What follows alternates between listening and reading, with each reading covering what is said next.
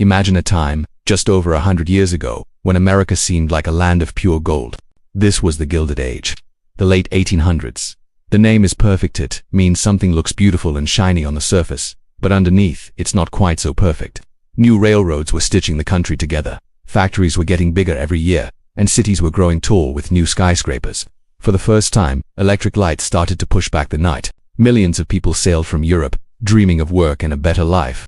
Farms were producing more food than anyone had ever seen. Everything was moving forward, fast. But this incredible growth was splitting America in two. On one side, you had a small group of super-rich men who seemed to control everything. On the other, millions of ordinary workers, living tough lives with low pay and long, grueling hours. The rich built gigantic mansions, traveled in private trains, and wore the finest clothes. Many workers, meanwhile, were crammed into city apartments or simple wooden houses near the factories. Some children even had to work instead of going to school. The powerful men at the top were given a nickname, the robber barons. The name hints that they got their incredible wealth in ways that weren't always fair. Four of the most famous were Cornelius Vanderbilt, Andrew Carnegie, John D. Rockefeller, and Jay Gould. Let's start with Cornelius Vanderbilt. He began with almost nothing. Born on Staten Island, he borrowed money from his mom as a teenager to buy a small boat. He ferried people and goods across the water, working relentlessly and saving every dollar. He moved on to bigger ships and then, crucially, to railroads. He became known as the Commodore, a strong, direct man who wasn't afraid of a fight. He built one of the biggest railroad networks in the country, controlling the powerful New York Central Railroad. Vanderbilt loved competition and often battled other businessmen for control of key rail lines, setting the tone for the era's cutthroat business world. Next is Andrew Carnegie. He came to America from Scotland as a poor boy. He started working in a textile mill at just 13. He was a quick learner, moving from a telegraph messenger up to railroad jobs, saving every penny he could. Eventually, he saw the future and jumped into the steel business, building the largest steel company in the world. But his success had a dark side. Carnegie paid his workers very low wages and expected them to work incredibly long hours. When they went on strike for better pay, he fought back hard. A famous, violent strike at his Homestead steel mill in 1892 left people dead. Yet later in life, Carnegie had a change of heart. He gave away most of his immense fortune, building thousands of public libraries and supporting schools and music halls. His story shows that even some robber barons felt a duty to give back. Then there was John D. Rockefeller, the undisputed king of oil. He started a small oil refining business in Cleveland. Through brilliant planning and ruthless tactics, he either bought or forced out nearly all of his competitors. His company, Standard Oil, became a monster, controlling about 90% of all American oil refining by the 1880s. How did he do it? He made secret deals with railroads to get dirt cheap shipping rates, allowing him to sell his oil for less than anyone else. Small businesses just couldn't compete and went under.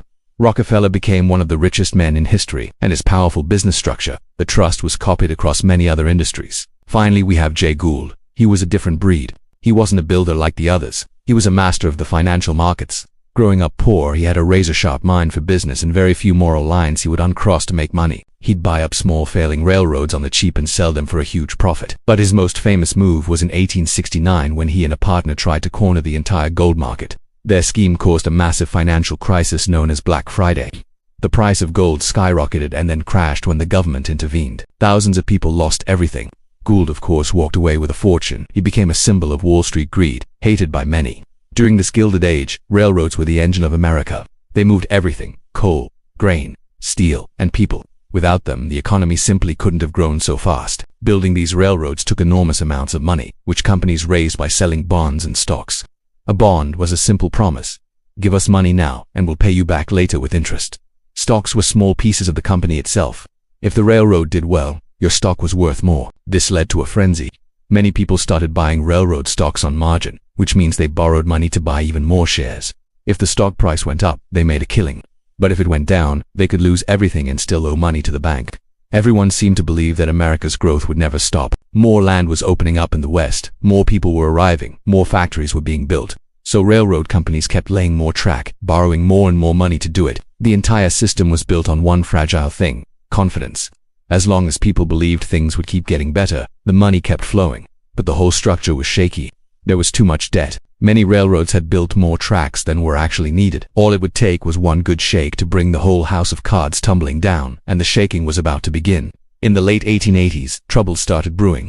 Farm prices dropped, making it hard for farmers to pay their loans. Some railroads couldn't make their bond payments. Then, a new law forced the government to buy tons of silver, making people worry that the US dollar would lose its value. They started trading their paper money for gold.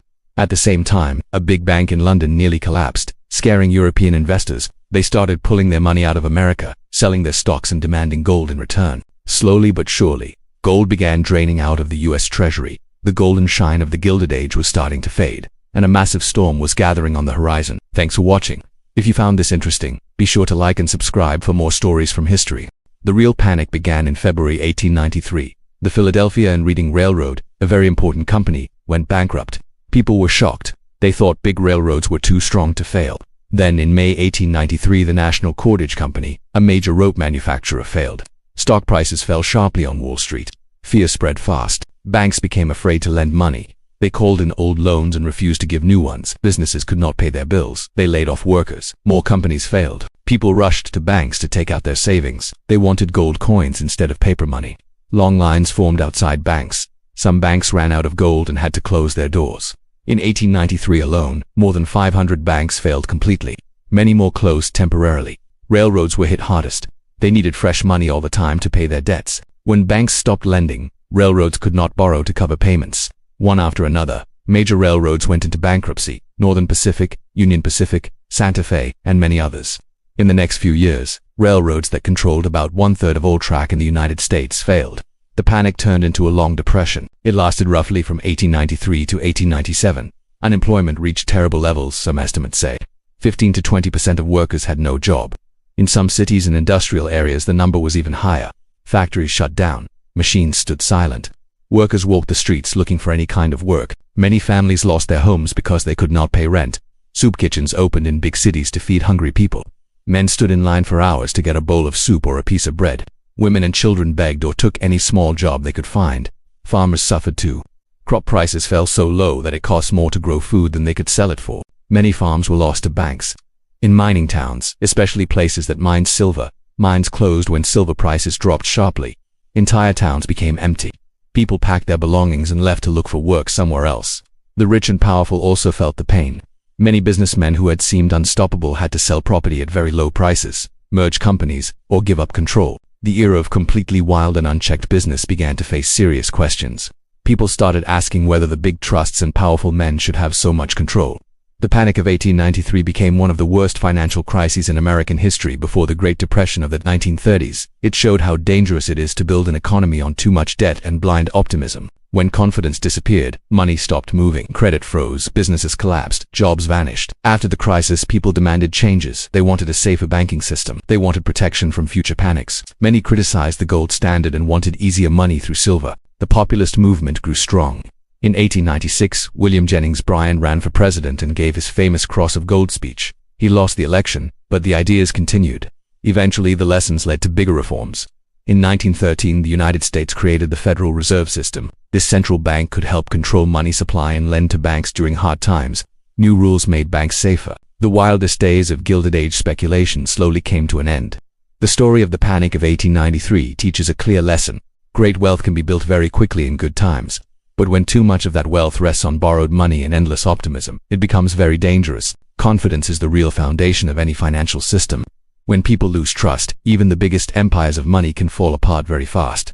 Empires rise on hope and debt. They fall when fear takes over. That lesson from more than 130 years ago still matters today. Every time markets grow very fast on easy credit and big promises. People should remember 1893, when confidence cracks. The damage can be sudden and severe. No fortune is truly safe if it is built only on borrowed dreams and blind faith. The Gilded Age showed both the power of human ambition and the risks when that ambition ignores balance and caution.